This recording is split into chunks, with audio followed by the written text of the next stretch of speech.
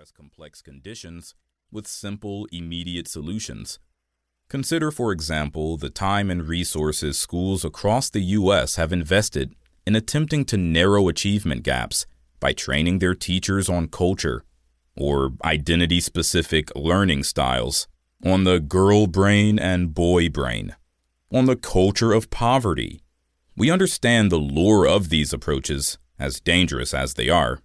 We share the sense of urgency that accompanies rooms full of students who cannot wait and should not have to wait for the educational revolution to come along before their learning needs are addressed more effectively. Although easy, practical solutions might be convenient, they also can do damage. Often, they shift the equity responsibility onto the student, focusing on fixing students' mindsets or grittiness instead of addressing the conditions that require some students to be more resilient than others. They are simple and straightforward, and unfortunately, often more a reflection of inequity than a challenge to inequity. For example, research has shown that teaching to particular learning styles is ineffective because students' learning styles and learning needs change depending on what they're learning, the context in which they're learning, from whom they're learning, and their confidence with the material, among other factors. Moreover, identity-specific learning styles simply do not exist.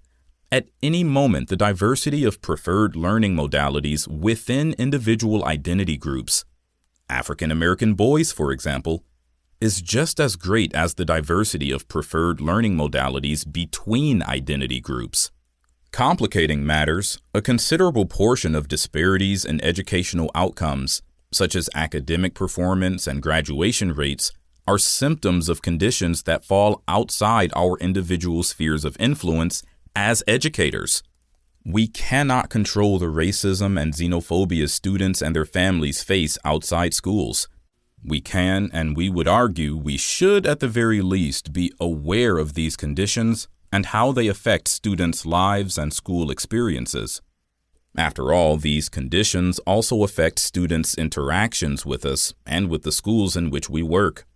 Upon reading the scenario involving South Dovetown, it might be easy to think I have no control over the results of an election or bias in the community.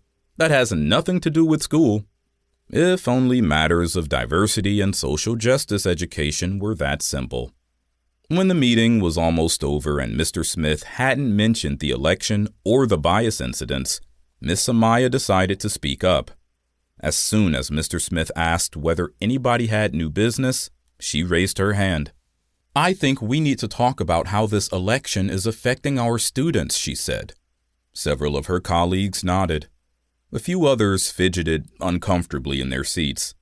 "Moreover," she added, "I think we need to take a stand against bias and bigotry. We need to let students know they are all welcome here.